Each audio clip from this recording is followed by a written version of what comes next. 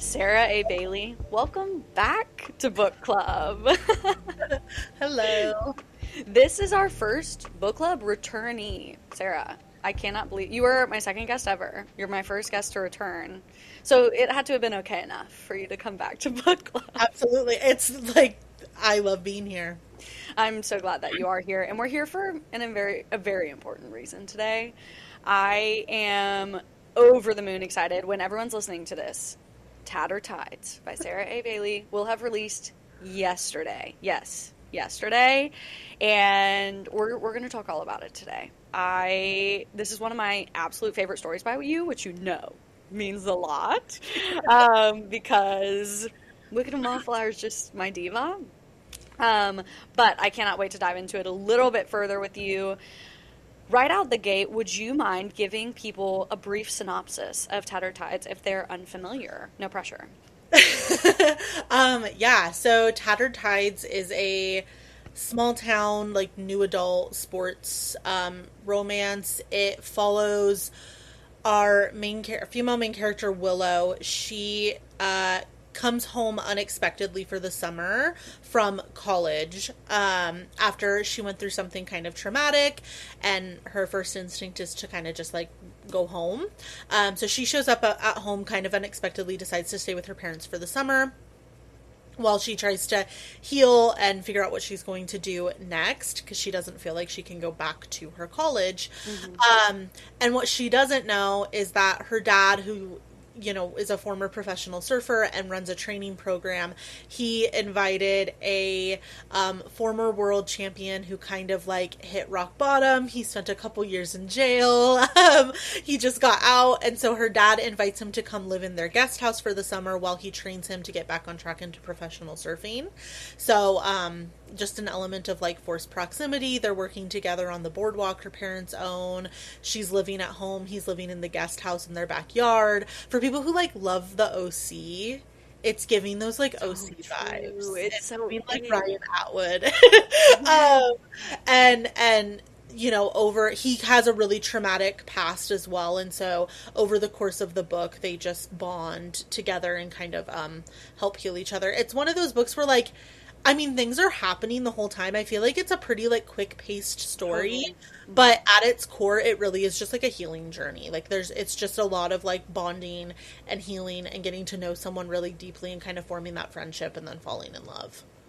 Absolutely. It is one of your most like just beautiful. I say all the time that you write the like human experience and emotions in words on paper. For someone with aphantasia, can't visualize all those things, like it makes your prose so like deeply comforting and welcoming to me.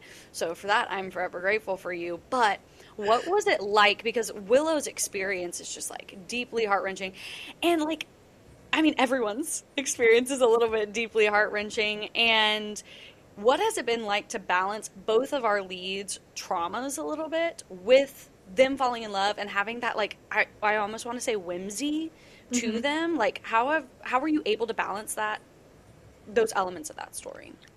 I think here's the thing. Willow's story, and I feel like her specific circumstances, I mean, I feel like the feelings and what she goes through, unfortunately, most of us women can like relate Hmm. to her situation. I feel like this book really is for like every woman who's gone through something and then gaslit herself afterwards by being like, it's worse for other people, so I just Yeah. need to get over it, or like it wasn't that bad, or I'm overreacting. But it's kind of like your body knows when it's experienced trauma, and it's your Yes. brain that tries to fight with you. And so, but at the core, the circumstances of her story were inspired by something that someone in my life went through. Hmm. And that person is like the most whimsical person you've ever met. If you sat in a room with them, you would never in a million years like think that they were carrying something that heavy, because they genuinely, I know that we always say that like this person literally lights up the room when they walk into it, but I'm telling you that like this is one of those people. Sure. And I think that um, when you are doing the work to heal yourself and to kind of like overcome these things, you do. There's a lot of people who are funny and they're like masking like trauma or pain or PTSD, but I do really think that if you're putting in the work to heal yourself, like that's just what life is. Like we just go through bad things and we still have to carry on. And so choosing to carry on through art, through, being social, through being funny, through, having hope and being a dreamer, kind of like Willow is just, I think, resilience in Absolutely. human form. And so I never wanted to take away from like the pain, and I tried to be really aware of like what situations or conversations might trigger her, might bring her back to that mindset.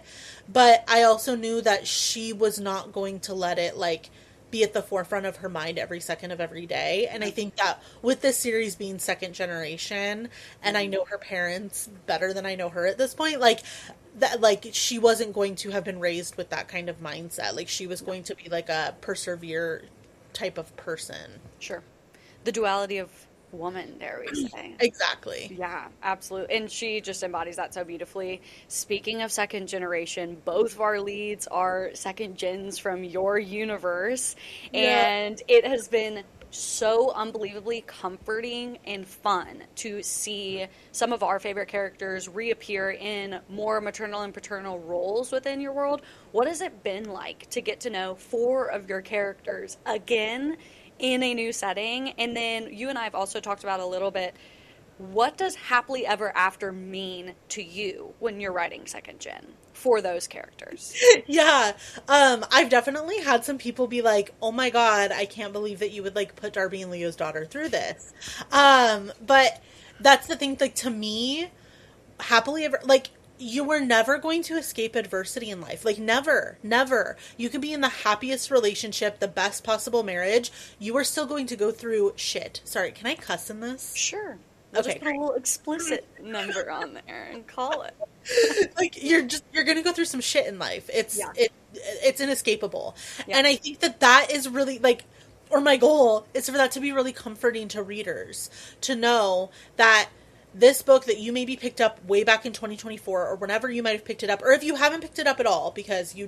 you don't have to read Heathen and Honeysuckle to enjoy Tattered Tides, Sure. but you see this couple and you know that they're living in that happily ever after, that like after the last page has turned, that roll credits, like they're living in that time, but they're still going to go through shit because it's inevitable, and they're just going to go through it together, and they're going to overcome it together. And to me, that's what like true love is. Like if you are in love with someone, if you are in a relationship with someone, if they are your, end game, but you can't go through adversity side by side, you're not going to survive. So I think that these types of circumstances and writing a second gen gets to show readers that like none of my couples are accidental. Like every single one of them is written in the stars. They are meant to be.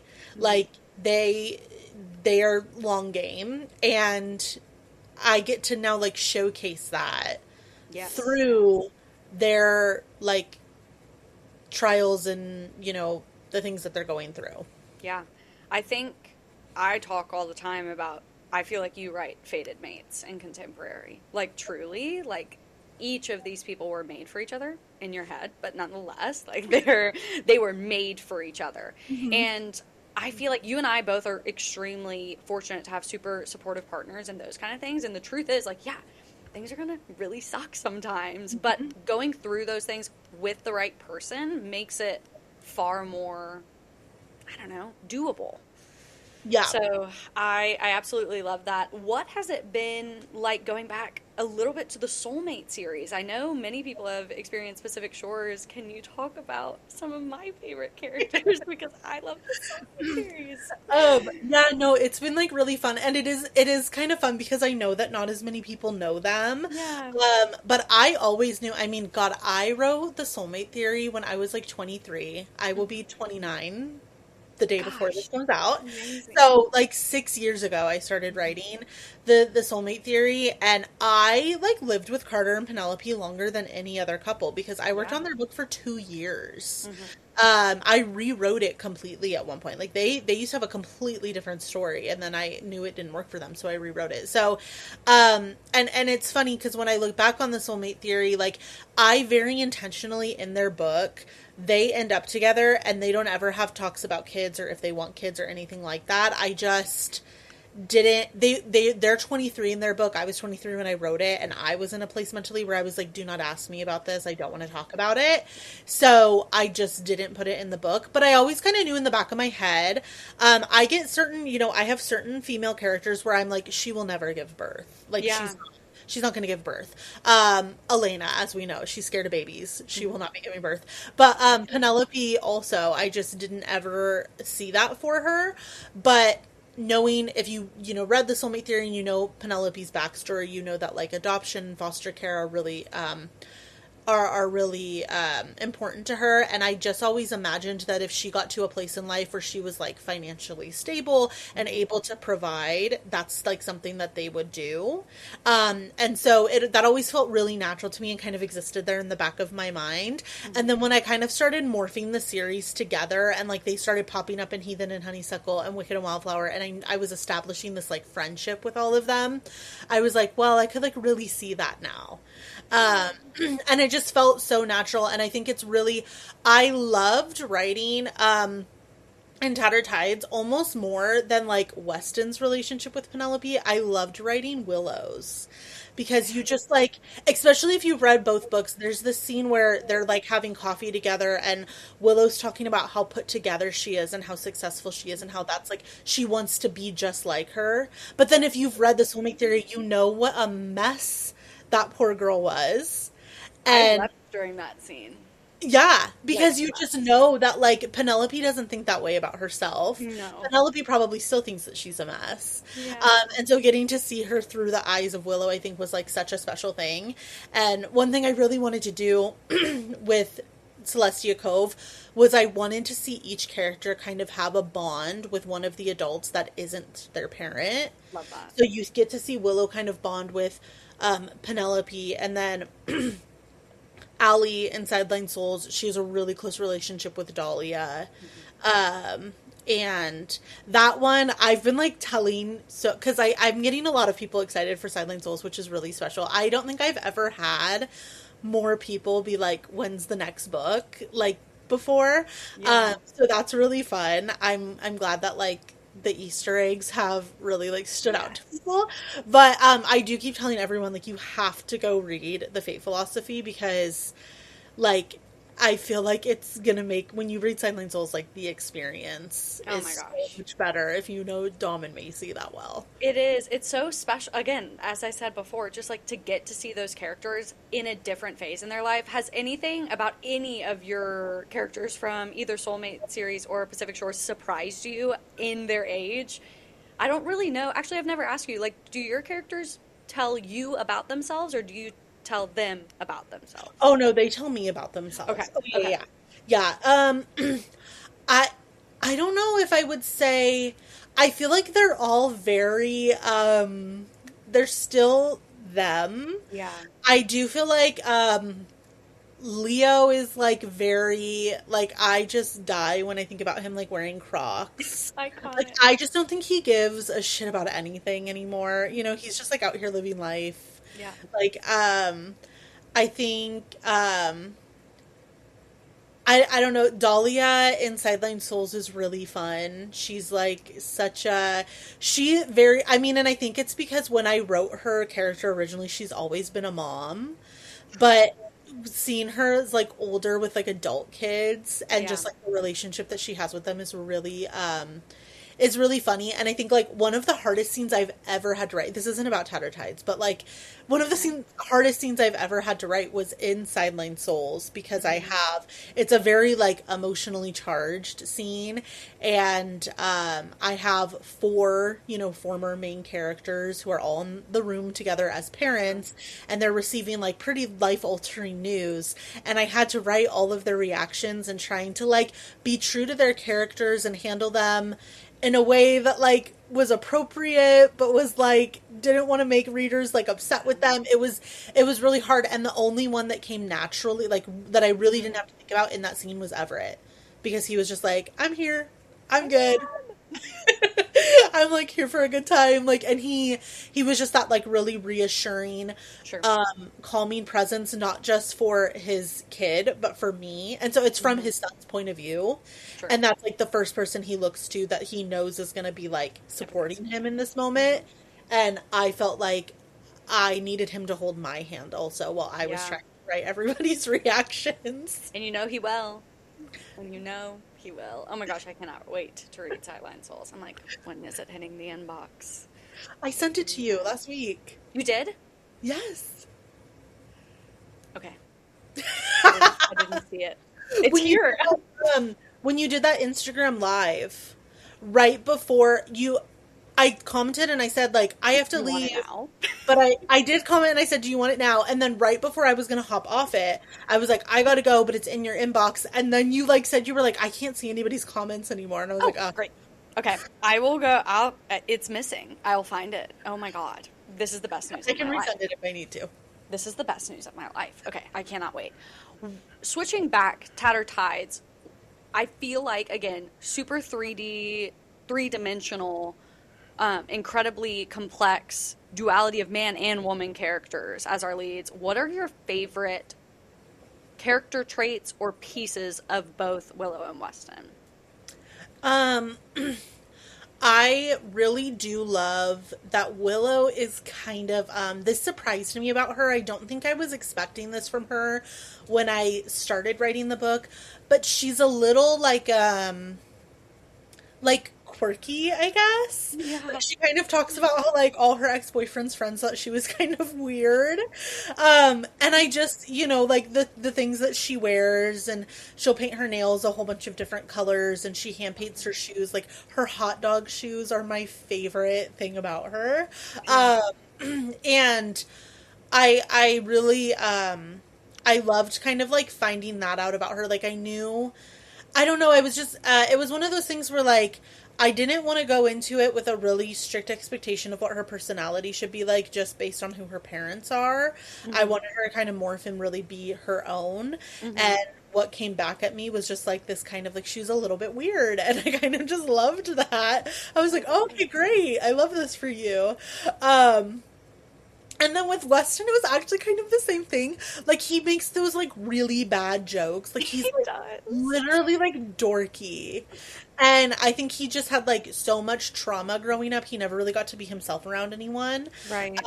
And so when he like pops up with these like weird, he's like trying to say phrases like twist my arm, but he says like twist my leg. Like I know. like he's just so like his really bad like sex jokes and all the things. Like he's just so funny. And I think like that kind of came out of both of them. Like they're both kind of weirdos. I love it. And I loved that. I wasn't expecting it from either of them. I think the other facet of Weston that kind of took me by surprise, but ended up being something really special to write, is that I knew going into it he was obviously going to be inexperienced because of his Hmm. past and moving around and being in jail. But what I didn't expect from him until I started writing him is that he's like demisexual. Hmm. So it's not that he's just inexperienced. He's genuinely never been attracted to anybody before because he's never known anybody. He's never had a strong enough Hmm. emotional connection with anyone to even have a crush. Sure. And so you're really getting to see him like go through that whole journey, Yeah. which I think was just like really special to write. And it wasn't Yeah. something I like set out to do on purpose. Sure. He kind of just like came to me with that. Ah, I love that. And I love them both. This reminded me too, if you'll share with the class for anyone who hasn't read, for the most part, every character has their Taylor Swift album. Yes? Yes. For both Tattered Tides and Sideline Souls. I know Tattered Tides is kind of in its lover era. We've discussed that to an extent. Yeah, like I feel like Daylight is a really big Yes, inspiration for that book. So, and the absolutely. cover looks like Lover. It totally does. But for each of the characters, let's do Tattered Tides and Sideline Souls. Can you give them their albums? Yeah, I think gosh, well, I think that Willow is definitely Lover because like we Hmm. said, she's got that duality and she's so whimsical. Yes, But Lover has some like undercurrent like heavy emotional hitters that absolutely. don't always get like thought about in the same way because Yep. the so I think that that really is like Willow, like that resilience and kind of that like undercurrent of emotion, Sure. but that really like whimsy, and she's so like bright and that kind of thing. I think Weston would probably be um maybe Red. Yeah. Yeah. Like he's Red is another one of those where like it's like a painful album, but it's like Absolutely. really beautiful. And then it also has those like it's got like, 22 and like, Hmm. it's kind of it's when she was like morphing out of heartbreak and into her like 1989 like Yep. I'm hanging out with my friends and having the time of my life era. Yes. And I feel like that's kind of like Weston's journey. Like he comes into this like Love really broken, that. and he comes out of it like kind of getting towards that like Yeah. better place. He He's like starts all too well and he ends 22. exactly, Yeah. exactly. And then for Sideline Souls, I would say like overall the book is definitely giving Midnights, and I don't just mean because of the cover, even though the cover fits the vibe too, but it really is like I think of like Midnight Rain when I think of Yeah. them. Like that idea of like this is like such a perfect person, but I have such big dreams and I don't know how to make both work. Right. The whole theme of the book is like, what do you do when you literally are like born with your soulmate and then Mm, you cannot make it happen? Like, what do you do then? That right. is like a big theme of the book. And you really see them like kind of battle it out. But I also think, and I felt this way when I was writing, the Fate philosophy, the Midnights had just come out that like when I was writing it.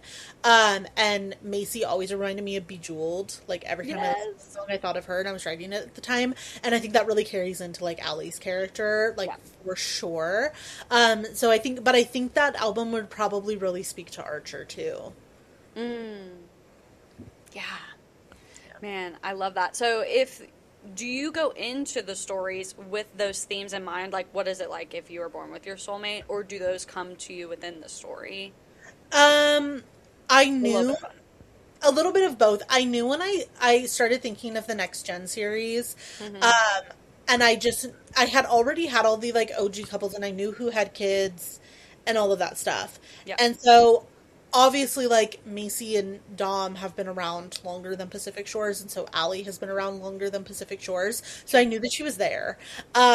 And then when I decided that Everett and Dahlia were going to have twins, I was like, okay, I have to make that happen.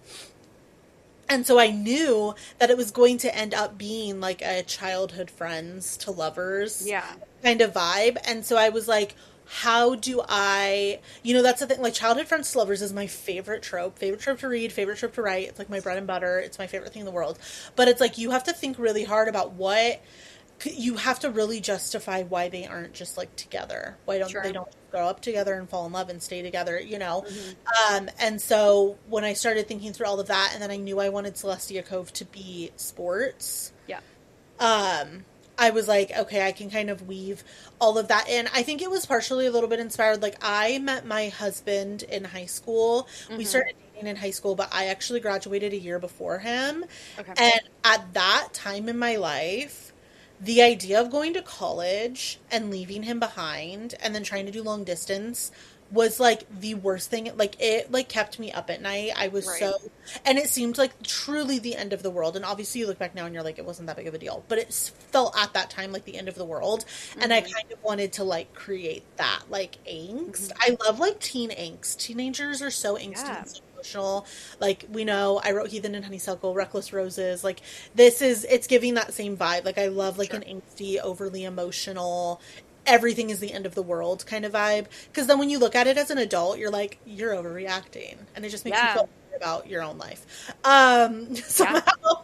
But yeah, so I knew, and I just wanted their connection to be like so deep and so palpable and so strong, Hmm.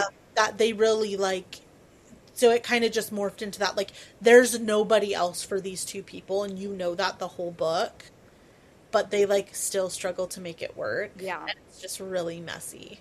Ah, I love that. And I love the way you lean into new adult because it's very, how do you know everything at 18 and nothing at 22? Like that whole energy, I feel like is like your thesis statement.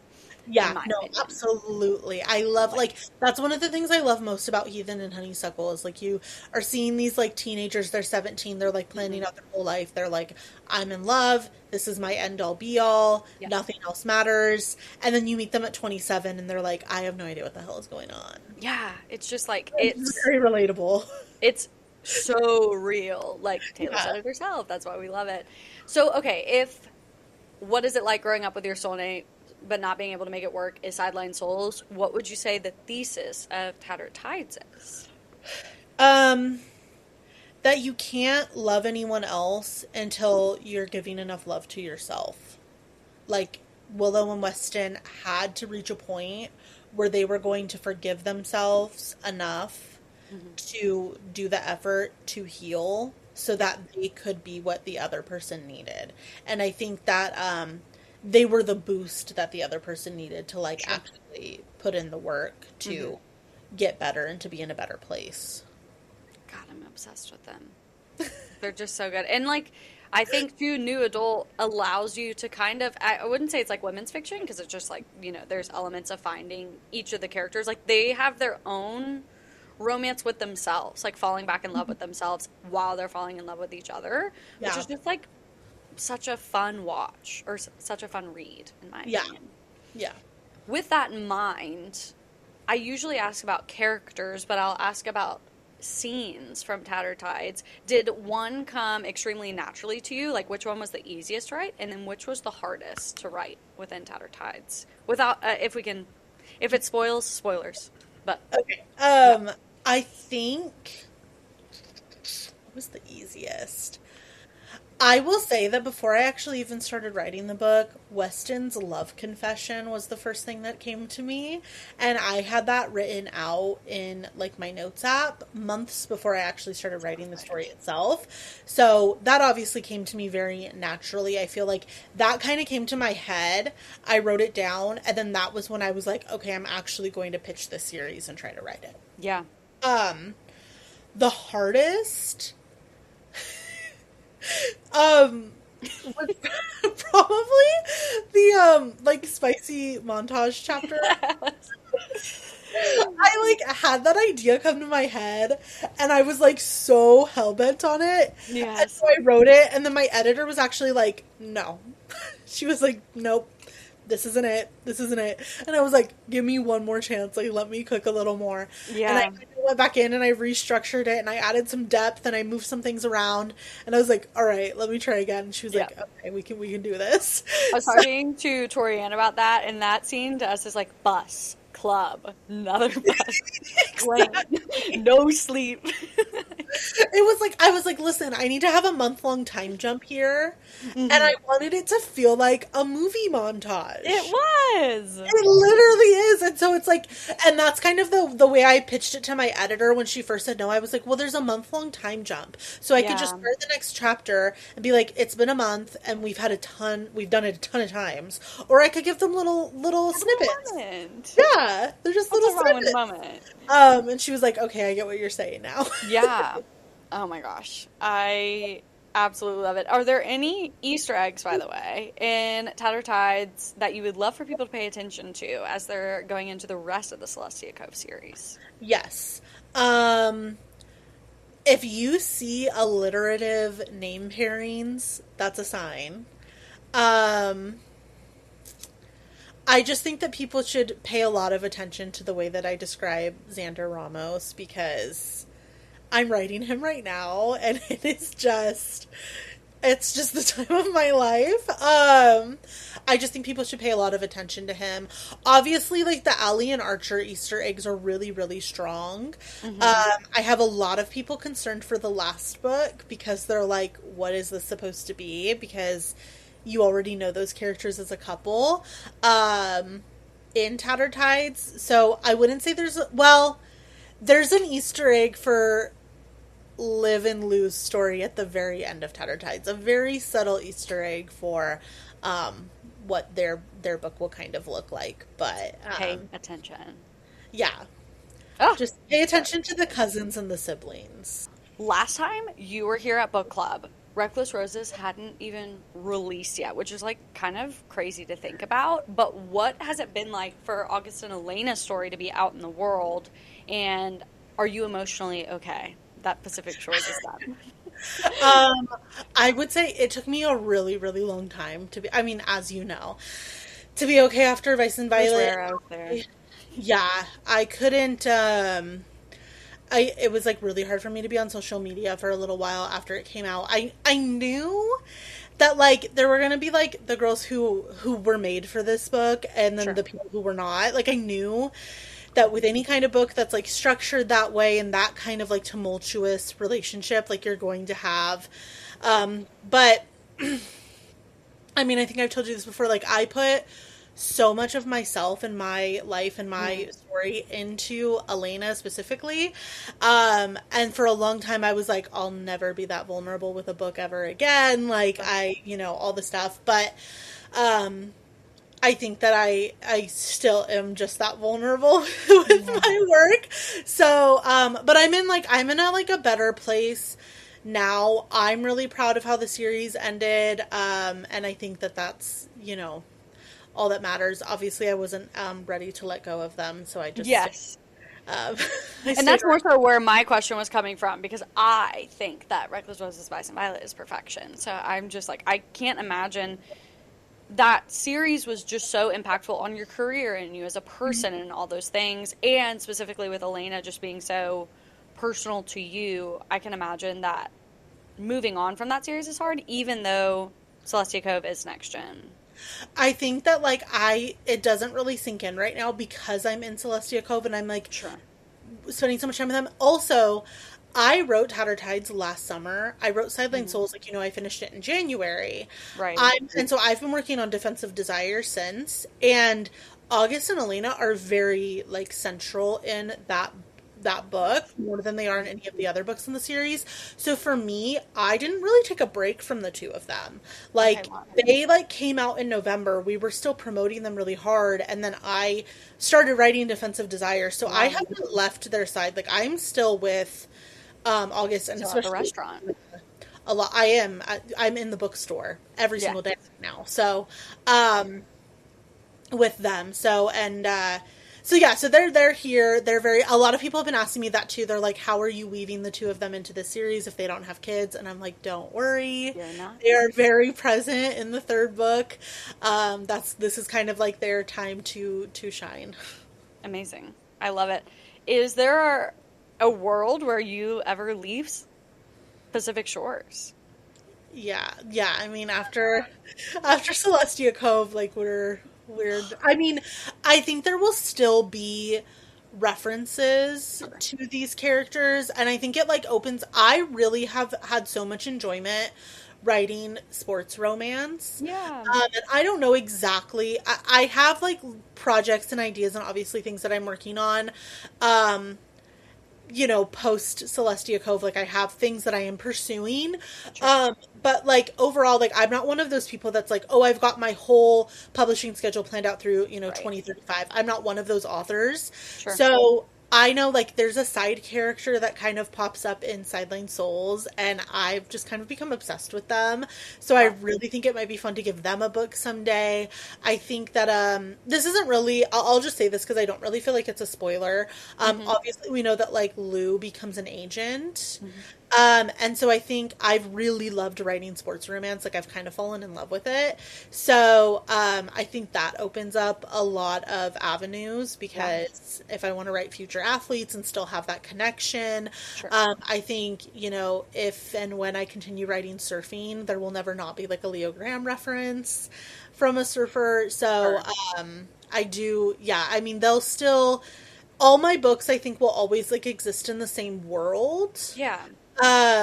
But this family, like, I will not be returning to Pacific Shores after Celestia Cove is It's over. time to jump off the boardwalk one last time. Yeah, even every Wow. single time I like think about, because I mean, I will finish.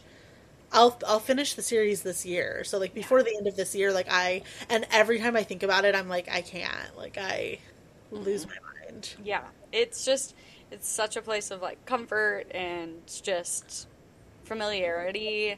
So I can't imagine. I feel like just speaking of Pacific Shores and the PNW and just all that good stuff, that's kind of like where your setting's inspired by. Where do you get inspiration outside of just your brain? Like, are you a music person, TV, a little bit of both? Where does your just creative inspiration come from? Oh yeah, I feel like it just comes from like the world around me, really. I am Mhm. a really big music person. I listen to a lot of like indie pop, and I feel like especially when I've been on this like kick lately where I've been listening to a lot of music I listened to like 3 or 4 years ago, Love and it was that. like when I was writing the Soulmate Theory, I'm like listening to a lot of those same songs again Mhm. and realizing how much they were like influencing Yeah. that book. But I'm also a really big, like, I am a big TV person. We obviously know I'm a big reality TV person. Um, and so I feel like you see those references in my books, but sometimes, like, the way characters look are, like, really inspired by what I've watched on TV because, like, Sure. people's faces get stuck in my brain that way.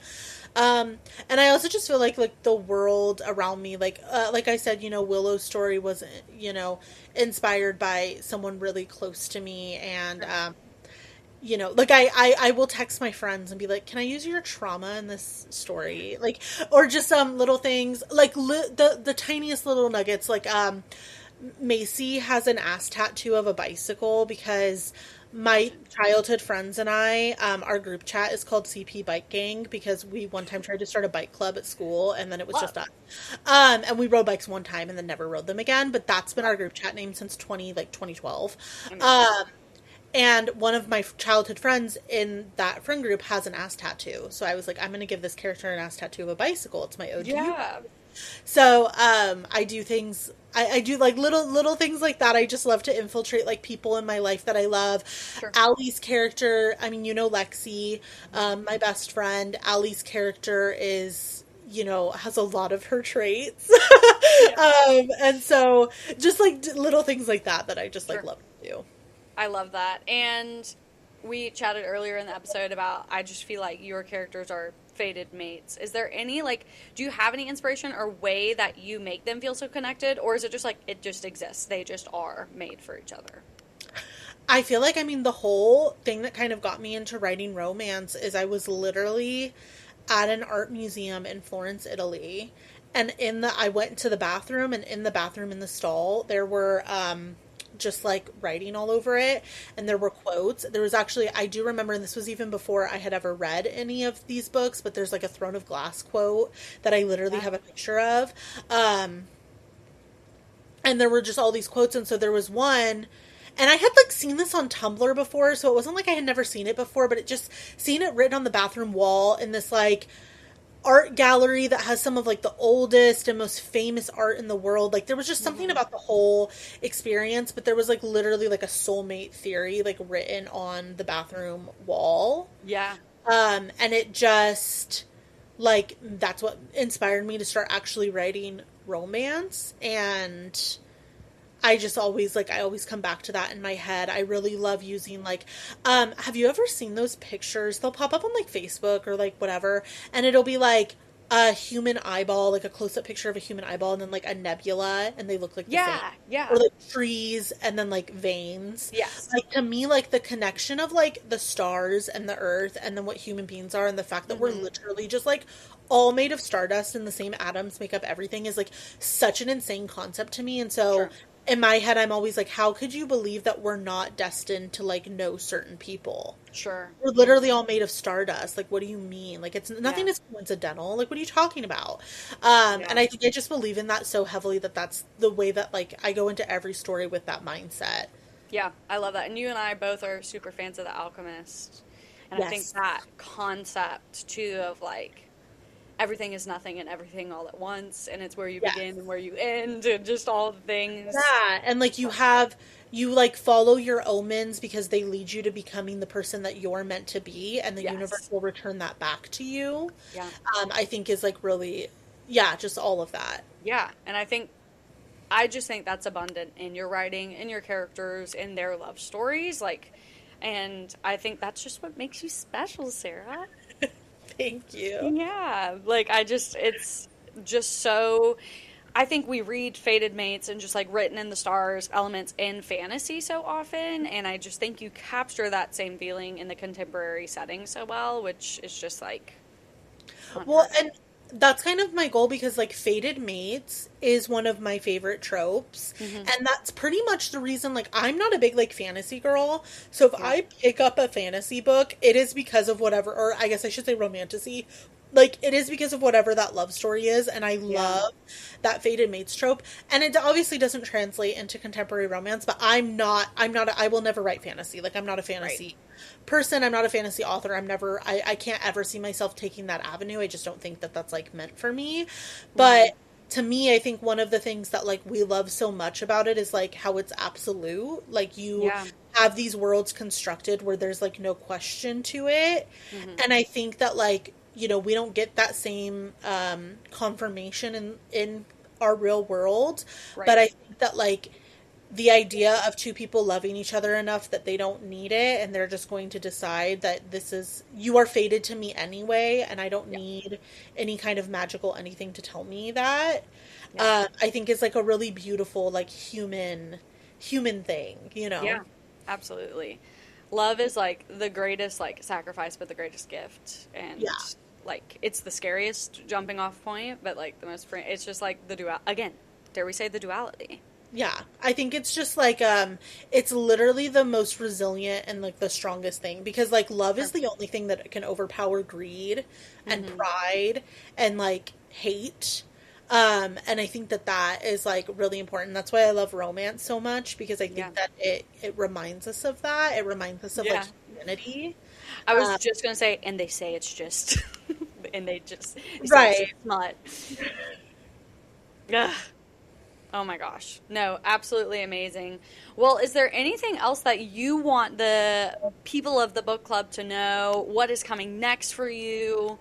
All of that good stuff. Yeah, I mean, just the rest of the Celestia Cove series. I think I really want to drive home because I want people to know that, like, you don't have to read Pacific Shores or like my Yeah. backlist to enjoy Celestia Cove. I've had lots of readers who just randomly found it on NetGalley because they like the title or they like the cover. And I've had a lot of people who have still really, really enjoyed it and like want to go back and read the parents' Yeah. books now and that kind of thing.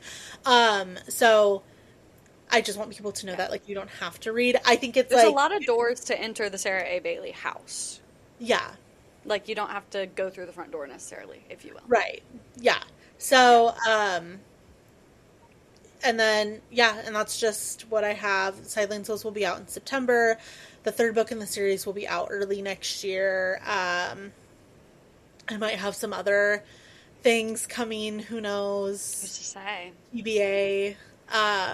But yeah. Ah, so exciting. And is there anything that you want to say to the captive audience of Sarah A. Bailey supporters and lovers that are here? I wouldn't be here if you guys weren't here, so I'm just very grateful.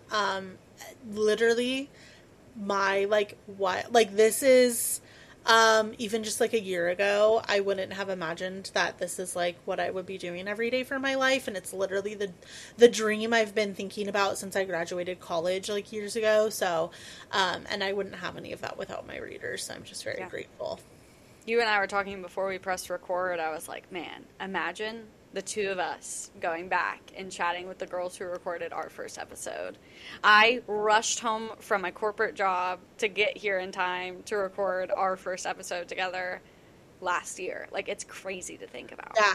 And I think I was still working at that time and I was like Yeah, really struggling. I like needed to be done. And I was so afraid when I quit my job that I like wouldn't last 6 months, but I have. you Um, have. and even like, I don't know if I just think back to like, it's been almost 3 years like since my debut came out, or even if I just think back to like, it's been 2 years since Heathen and Honeysuckle came out. And when Yeah, Heathen and Honeysuckle released, I mean, I remember like, not that readers are going to necessarily understand this like measurement, but you and I will. I remember like the first month that Heathen and Honeysuckle was out, it had 100,000 page reads, and I was like sobbing. yeah, I remember the first time I made like $1,000 in a month, and I was just like, "This is unreal! Like, what do you mean?" yeah. Um, And now you know me, like I'll freak out if my page reads are like under a certain amount every day. So Yeah.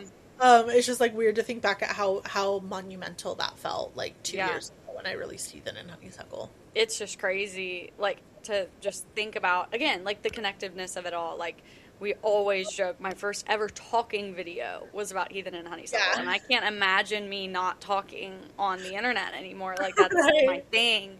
Like, so I was scrolling back the other day because I needed to find some, like, older content, and I found that fateful video. It's not my best, but, like, it's just like, man, like, I to have a think that book. was like maybe the first time that anyone ever did like a vlog type video. Hmm. And like I was so, I scroll through Bookstagram and Book Talk and I would see people making those types of videos about books they were reading and just like dreaming of your books being interesting enough to someone that they want to like about Yeah. it to the camera. I had never had that happen before. It's just like it was so fun. That was July of 24, I think. Like it's just Sarah, it's been you and me for a very long time now. Yeah. So it's just I love those full circle moments, but I think that should do us. Thank you so much for jumping on again to celebrate this release. And anyone who's listening, Tattered Tides is available now, like now. And Sideline Souls is coming to you this fall. So be sure that you pick it up. And Sideline Souls will be available here on NetGalley shortly. Can I say that?